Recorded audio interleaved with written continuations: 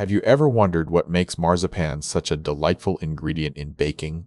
Today we're exploring the origins, composition, and uses of this sweet almond paste. Marzipan has been a cherished ingredient in baking for centuries. It's made primarily from almonds and sugar, with variations including egg whites and almond extract. Making your own marzipan is wicked easy, saving you money while offering a more delicious outcome. The process involves blending ground almonds with sugar and egg whites. Marzipan differs from almond paste primarily in texture and composition. Marzipan contains extra ingredients like sugar, egg whites, and almond extract for a smoother consistency. To prepare marzipan at home, mix 2 cups of almond paste with additional ingredients such as sugar syrup, egg whites, and almond extract to achieve a pliable consistency. Marzipan is versatile.